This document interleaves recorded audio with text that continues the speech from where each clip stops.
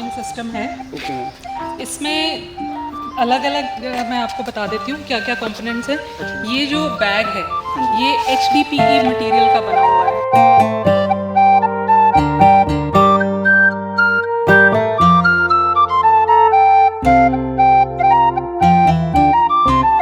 Medium इस्तेमाल कर रहे हैं जो आपको लग रहा होगा कि ये मिट्टी है, लेकिन ये मिट्टी नहीं है, इसमें मिट्टी का एक कण भी नहीं है। ये हम सॉइल लेस, इसका मतलब है कि बिना मिट्टी का मीडियम हम तैयार करते हैं, जिसमें हम कोकोपीट, खाद, कल्चर्स और कुछ न्यूट्रिशन जो पौधों को दे सके उस तरह की चीज़ें हम मिलाते हैं और वो हम तैयार करते हैं ये मीडियम। तो इस मीडियम का फ़ायदा ये हो जाता है कि ये मीडियम छत के ऊपर एक्स्ट्रा वजन नहीं डालता है। नाकर जी, मैं आपको बताऊं, टेस्ट का इतना ज़्यादा फ़र्क होता है कि लगता ही नहीं है कि आप घिया खा रहे हैं, या जो जिस चीज़ को देख के बच्चे नाक मुँह से खोड़ते थे वो वाला बिल्कुल टेस्ट आता ही नहीं है। बिल्कुल एक डिफरेंट और अच्छा टेस्ट आता है, बहुत ही यमी रहता है सब कुछ। ठीक है।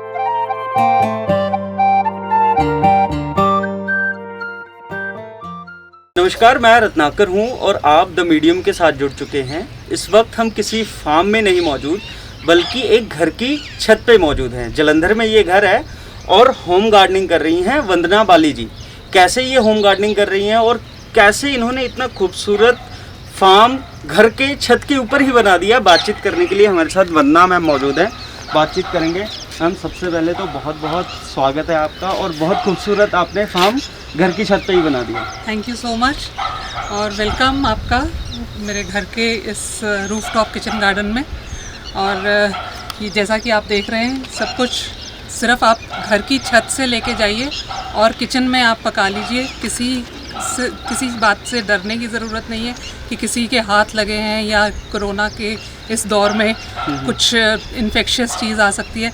आप बिल्कुल निडर होकर आप अपने हाथों से उगाई हुई सब्जियां अपने हाथों से पका के अपनी फैमिली को खिला सकते हैं। तो मैम, जैसे अभी हम यहाँ पहुँचे थे तो देख रहे थे कि अलग अलग तरीके की फार्मिंग आपने छत पे कर रखी है। आपने लौकी भी उगाई हुई है, उसके बाद में तरोई, उसके बाद भिंडी भी आपने लगा रखी है। जी, कोशिश ये रहती है कि पूरी वैरायटी अपनी फैमिली को दे सकें हम। हाँ जी। और जैसे जो सीज़न के अकॉर्डिंगली लग सकता है, मैक्सिमम चीज़ें लगाने की कोशिश मैं करती हूँ। हाँ जी। तो मैम, आपने टोटल अभी कितने तरीके की सब्जी लगाई होगी यहाँ पर? इस वक्त तो जैसे आप देख रहे हैं 7-8 वैरायटीज़ हैं, और सीज़न के अकॉर्डिंगली सर्दियों में थोड़ी ज़्यादा वैरायटी होती है, तो सर्दियों में 10-12 तरह की चीज़ें इजीली लगा देते हैं। 10-12 तरह की सब्जियाँ। आपको बाहर की सब्जियों पे डिपेंड नहीं होना पड़ता है? बिल्कुल, बहुत कम। अच्छा जी। बहुत ही कम। जैसे प्याज आलू के लिए थोड़ा डिपेंड होना पड़ता है, बट वो ये है कि आलू प्याज क्योंकि ज़मीन के नीचे होते हैं तो उस पर स्प्रेज का इतना ज़्यादा नहीं इफ़ेक्ट होता, बट स्टिल कोशिश रहती है कि कम से कम यूज़ करें। प्याज भी वैसे मैं लगाती हूँ, बट सीज़न के अकॉर्डिंगली वो लगा पाते हैं। मैम, एक सवाल ये है कि आपको होम गार्डनिंग की तरफ कौन सी चीज़ लेके आ गई कि हाँ, होम गार्डनिंग करना चाहिए? होम गार्डनिंग की तरफ मुझे एक्चुअली नेचर लवर तो मैं शुरू से रही हूँ, तो प्रकृति से प्यार रहा है। और क्योंकि बहुत सुनते आ रहे थे, पढ़ते आ रहे थे, इवन स्टोरीज़ में कर रही थी कि पंजाब में इतना ज़्यादा पेस्टिसाइड यूज़ हो रहा है, पंजाब की सब्जियां जो हैं बहुत हार्मफुल होती जा रही हैं, तो खाने में कहीं ना कहीं डर लगता था कि ये सब्ज़ी जो हम इतने प्यार से बच्चों को खिला रहे हैं उसमें पता नहीं हम अपने हाथों से ही क्या परोस रहे हैं हम। तो उस बात को लेके थोड़ी सी मन में हमेशा एक डर सा, एक चिंता सी रहती थी, और कोशिश फिर शुरू की तो कोशिश रंग लाई। जैसे आप जिस तरह अपने बच्चों की आप जब ग्रोथ हो रही होती है, जैसे उनकी हर चीज़, किस दिन वो पहली बार चला, किस दिन वो पहली बार स्कूल गया, हर वो मोमेंट एंजॉय करते हैं। उसी तरह, अच्छा जी, उसी तरह जब आप कुछ भी उगाते हैं तो उसका हर स्टेज जो है, आज फूल खिल गया, आज फ्रूटिंग शुरू हो गई, हर एक दिन की खुशी जो है वो अलग होती है। और जब आप कुछ मतलब उगता है उसे आप प्लग करके अपने ये लेके जाते हैं, तो वो एक अचीवमेंट वाली जो फीलिंग होती है ना, वो ऐसा लगता है जैसे आज रिज़ल्ट आया और हम पास हो गए। अच्छा जी। तो उसी तरह की फीलिंग एक आती है। मैं आपको बताऊं, टेस्ट का इतना ज़्यादा फ़र्क होता है कि लगता ही नहीं है कि आप घिया खा रहे हैं, या जो जिस चीज़ को देख के बच्चे नाक भौं से खोड़ते थे वो वाला बिल्कुल टेस्ट आता ही नहीं है। बिल्कुल एक डिफरेंट और अच्छा टेस्ट आता है, बहुत ही यमी रहता है सब कुछ। ठीक है, तो अभी हम एक इसके पूरे सिस्टम के बारे में भी बात करेंगे कि अगर आप खुद के घर पे किचन गार्डनिंग करना चाहें तो वो कैसे कर सकते हैं। मैम, मैं चाहूँगा कि एक थोड़ा सा सिस्टम के बारे में भी आप ब्रीफ कर दें कि आपने शुरुआत कैसे, अगर कोई करना चाहे तो शुरुआत कैसे कर सकता है। जी, ये जो आप देख रहे हैं पोर्टेबल फार्मिंग सिस्टम है। Okay ma'am. इसमें अलग अलग मैं आपको बता देती हूँ क्या क्या कंपोनेंट्स हैं। अच्छा। ये जो बैग है, हाँ जी। ये HDPE मटेरियल का बना हुआ है। ये जयपुर की एक कंपनी है लिविंग ग्रीन्स, और उनका मिस्टर प्रतीक तिवारी का ब्रेन चाइल्ड है, उनकी क्रिएशन है ये प्रोडक्ट। और इसमें उन्होंने ये जो बैग है पूरा UV प्रोटेक्टेड है HDPE मटेरियल का। कोई भी इसमें सिलाई नहीं है नीचे, कोई भी हीट सील्ड जॉइंट नहीं है, इसलिए इसमें से लीकेज की संभावना जो है, इसमें से कोई भी किसी तरह के रिसाव की या आपकी छत के ऊपर नुकसान करने की कोई संभावना इसमें से नहीं रहती है। तो ये एक तो ये हो गया बैग जो है HDPE का। उसके बाद हम आ जाते हैं फ्रेम पे। ये फ्रेम जो है आयरन का है, मतलब लोहे का फ्रेम है, बट पाउडर कोटिंग इस पे की गई है ताकि इस पे जंग ना लगे, मतलब जंग से ये बचा रहे। उसके बाद हम आ जाते हैं कि इसमें जो हम मीडियम इस्तेमाल कर रहे हैं, जो आपको लग रहा होगा कि ये मिट्टी है, लेकिन ये मिट्टी नहीं है, इसमें मिट्टी का एक कण भी नहीं है। ये हम सॉयल लेस, इसका मतलब है कि बिना मिट्टी का मीडियम हम तैयार करते हैं, जिसमें हम कोकोपीट, खाद, कल्चर्स और कुछ न्यूट्रिशन जो पौधों को दे सके, उस तरह की चीज़ें हम मिलाते हैं और वो हम तैयार करते हैं ये मीडियम। तो इस मीडियम का फ़ायदा ये हो जाता है कि ये मीडियम छत के ऊपर एक्स्ट्रा वजन नहीं डालता है। Okay ma'am. वजन से, क्योंकि छत को नुकसान हो सकता है, तो हम इसका वजन हमें मेंटेन करना है और कम से कम रखना है। इसलिए जैसे एक स्क्वायर फीट जो है छत पे रेकमेंडेड वजन रहता है कि आप 25 किलो तक डाल सकते हैं छत पे वजन, बट इस मीडियम की वजह से ये इतना हल्का हो जाता है कि सिर्फ 11 किलो पर स्क्वायर फीट आता है, आधे से भी कम। तो एक ये फ़ायदा है इस मीडियम का। दूसरा ये है फ़ायदा इसका कि ये जो पानी है, पानी को रोके रखता है अपने अंदर, नमी बनी रहती है, क्योंकि कोकोपीट है वो पानी को होल्ड करके रखता है और नमी बनी रहती है, इसलिए पानी इसमें बहुत कम इस्तेमाल होता है। हम 75% तक पानी की बचत करते हैं इस मीडियम की वजह से और ड्रिप इरिगेशन की वजह से। आप देख रहे होंगे कि ये पानी जो है ये इन पाइप्स के थ्रू जा रहा है और ड्रिप हो रहा है, बूंद बूंद गिर रहा है। हमें पूरा फ्लड नहीं करना होता है अपनी, जैसे अक्सर आप देखते होंगे कि क्यारियों में या खेतों में पानी लगाया और छोड़ दिया। जितना मर्जी पानी चलता रहे, हम वेस्ट करते जाते हैं। और पानी इस वक्त आपको पता है कि एक एक बूंद कितनी कीमती है। तो यहाँ हम 75% पानी की बचत कर रहे हैं, तो इस वजह से भी ये बहुत इको फ्रेंडली हो जाता है। ठीक है। एक और इको फ्रेंडली इस तरह के गार्डन की एक जो और बड़ी अच्छी बात है वो ये है कि इसकी वजह से हमारा घर ठंडा हो जाता है। इस गार्डन की वजह से आपको ऑक्सीजन तो मिल ही रही है, छत के ऊपर इतना फ्रेश सब्जियों के साथ साथ ऑक्सीजन तो मिल ही रही है, साथ में आपका रूम जो इसके नीचे है वो ठंडा हो रहा है और आपकी AC की कंजम्पशन भी कम हो रही है, इलेक्ट्रिसिटी बच रही है, नेचुरल AC आपको मिल रही है। बिल्कुल नेचुरल AC तो है ये, और आपकी AC की कंजम्पशन, इलेक्ट्रिसिटी की कंजम्पशन वो कम होती जा रही है, और आपका जो कार्बन फुटप्रिंट्स हैं वो कम कर रहे हो आप, और एनवायरनमेंट को हेल्प कर रहे हो। मैम, ये कितना, इसका साइज़ की अगर बात करें तो इसका साइज़ क्या रहेगा? ये 4 फुट बाय 10 फुट का है। अच्छा, चौड़ाई 4 फुट होगी और लंबाई 10 फुट है। हाँ जी।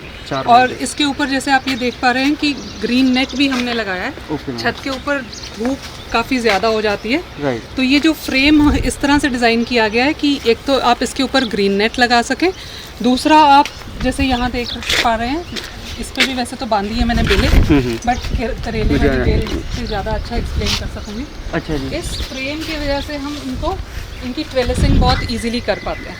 ओके। और जैसा आप देखते होंगे कि गार्डन्स में कई बार तोरी की बेल कितनी ऊपर चली जाती है, कोई पेड़ों पे चढ़ रही है, कोई कहीं जा रही है बेल, तो उसको हम मैनेज करना उसको बहुत इजी हो जाता है।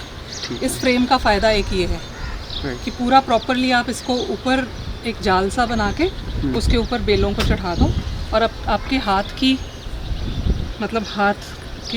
रीच के अंदर सारी सब्जियां आप तोड़ सकते हैं। मैम जैसे हम इसको छत के ऊपर रख रहे हैं तो सीलन वगैरह का डर नहीं रहता इससे? नहीं, मैंने जैसे बताया ना कि ये HDPE मटेरियल का बना हुआ है, इसमें से लीकेज बिल्कुल नहीं होती है। और इस लीकेज की संभावना तब होती है जब सिलाई हुई हो किसी चीज़ में या गर्म करके उसको सील किया गया हो। तो इसमें कोई जॉइंट है ही नहीं, नीचे कोई कहीं पे जॉइंट है ही नहीं, इसलिए इससे नीचे सीलन नहीं जाती है।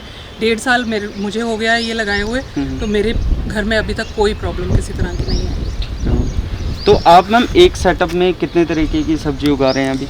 इसमें 2 से 3 तरह की सब्जी उगाना ठीक रहता है। बहुत ज़्यादा क्राउडिंग हो जाए तब भी वो एक दूसरे को अफेक्ट करती हैं, ग्रोथ में गड़बड़ हो जाती है फिर। ठीक है मैम, लगाने का सही टाइम क्या रहेगा अगर कोई करना चाहे तो सही टाइम क्या रहेगा करने का? सीज़न के अनुसार जैसे सर्दियों की सब्जियां सितंबर में लगनी शुरू हो जाती हैं और गर्मियों की सब्जियां फरवरी में हम लगाना शुरू करते हैं, तो उसके अनुसार आप अपना क्रॉप रोटेशन कर सकते हैं। अच्छा मैम, खर्चा बहुत बड़ा एक फैक्टर होता है, तो अगर हम खर्चे की बात करें तो हमें कितना खर्चा पड़ेगा? और सब्जियों, क्योंकि सब्जी की क्वालिटी अच्छी है तो खर्चा बाद में बचेगा भी, तो वो कैसे देखते हैं आप?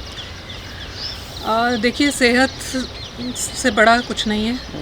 सेहत अगर आपकी ख़राब होती है, आप हॉस्पिटल में जाते हैं, आप 1 मिनट में एक टेस्ट के भी हज़ारों रुपए निकाल के दे देते हैं, है ना? हाँ जी। तो उन सब चीज़ों से बचाव के लिए ही तो ये है। आप अपनी डेली लाइफ में ही अगर आपका लाइफस्टाइल ऐसा हो जाए जिसमें कि आप हेल्दी चीज़ें खाएं और बीमारियों से बचे रहें, तो वो खर्चों से, बीमारियों पे लगने वाले, अपने शरीर को भी कष्ट देना है, उसके बाद खर्चा भी करना है, उस खर्चे से बहुत कम खर्चा यहाँ पे हमने किया है। और खुशी का जो खजाना मिल रहा है यहाँ से, खुशी और सेहत का खजाना, वो अनमैच्ड है, उसकी कोई तुलना किसी चीज़ से नहीं कर सकते हो आप।